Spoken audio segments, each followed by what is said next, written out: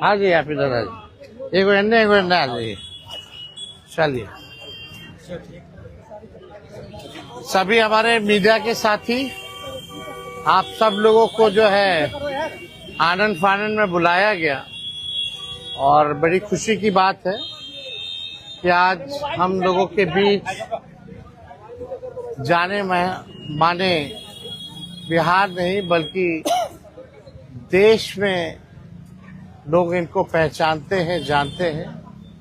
बड़े कलाकार हैं और बड़े कलाकार होने के साथ साथ एक बड़े अच्छे इंसान हैं और समाज सेवी भी हैं।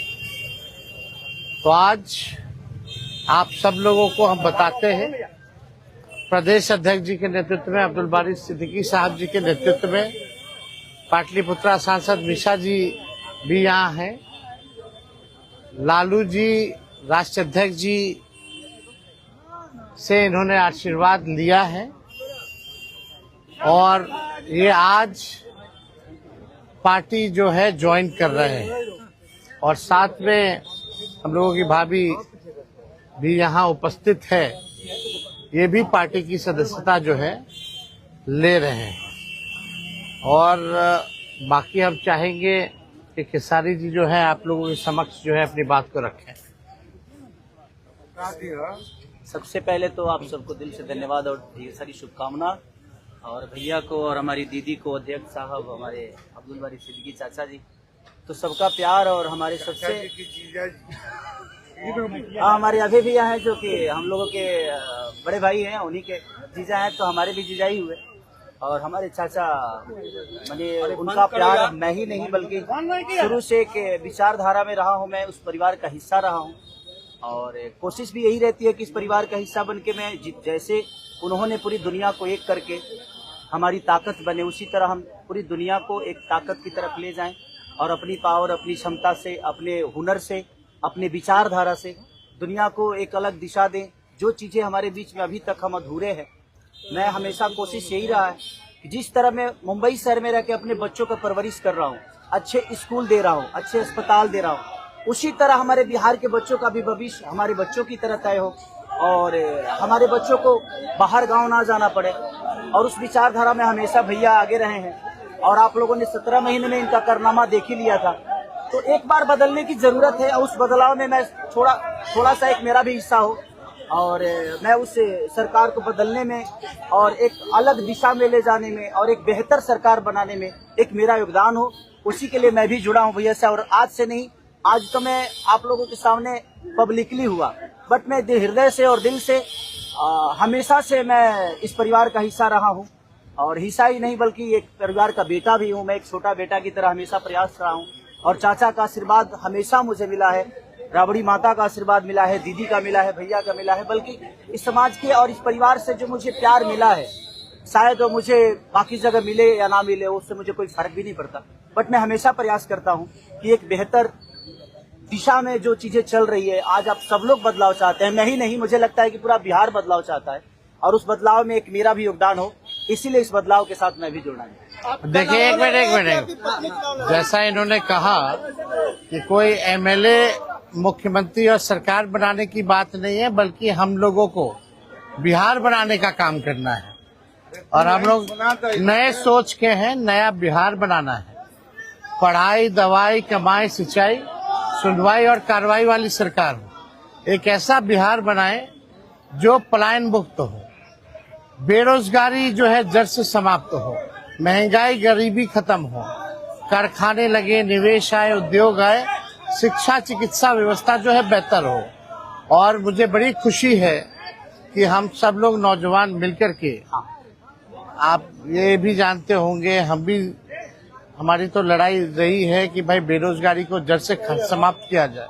17 महीने 5 लाख नौकरी दिया गया, 3.5 लाख नौकरी प्रक्रियाधीन कराया गया, 4.5 लाख नियोजित शिक्षकों को राजकीय कर्मी का दर्जा दिया गया। अब मेरा, हम लोगों का एक सपना है कि बिहार से बेरोजगारी खत्म हो और हमने, जैसा आप सब लोगों के सामने कहा है कि हमारा संकल्प है, हमारा प्रण है और हमने लोगों से वादा किया है और हमने पहले भी कहा है तेजस्वी की उम्र कच्ची हो सकती है पर जुबान पक्की है। जो कहा है वो किया है, जो कह रहे हैं वो करेंगे। और हम सब लोग मिलकर के नया सरकार तो बनाएंगे ही बनाएंगे। और 14 नवंबर के बाद से हम आपको बता दें कि 20 दिनों के अंदर एक कानून बनाया जाएगा। और वो कानून ये होगा जो हमने पहले भी कहा था, जिस परिवार में सरकारी नौकरी नहीं है बिहार में, उस परिवार को एक सरकारी नौकरी हम लोग दिलाने का काम करेंगे। ये हम लोगों का संकल्प है और इसको सरकार बनते ही 20 महीने में जो है हम लोग जो है पूरा करने का काम करेंगे। तो कोई सवाल है तो पूछ सकते हैं। जी, कल आपने कहा कि अभी तक चुनाव लड़ने की बात नहीं हुई है, हमारी पत्नी नहीं बोली है।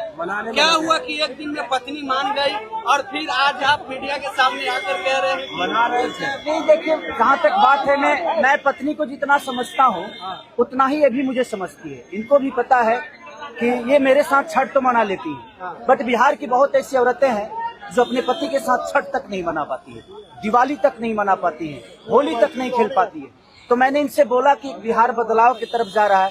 हम चाहते हैं कि हमारे यहाँ के माता बहन बेटी 24 घंटा अपने पति की सेवा करे और 24 घंटा अपने परिवार के साथ वो पति रहे, वो इंसान रहे। तो ये तभी संभव है जब हमारे यहाँ रोजगार होगा। तो उस बेरोजगारी को खत्म करने के लिए मैं आपको आगे करना चाहता हूँ।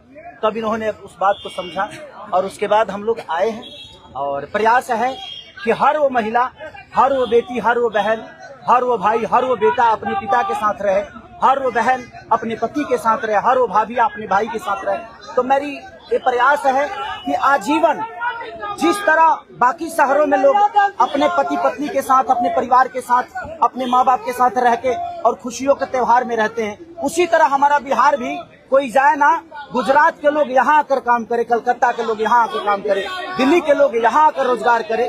हम यही चाहते हैं और इस संवाद के साथ आप सबको भेजते हैं। चुनाव आप लड़िएगा या पत्नी लड़ेगी?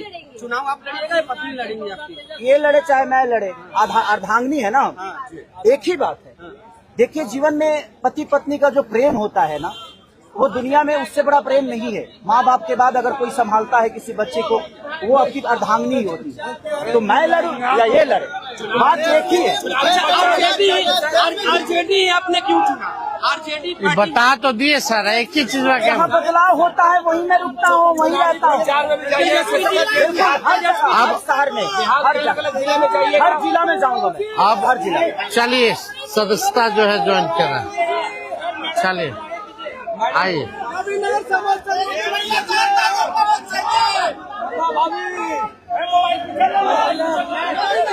चलिए, बहुत शुक्रिया।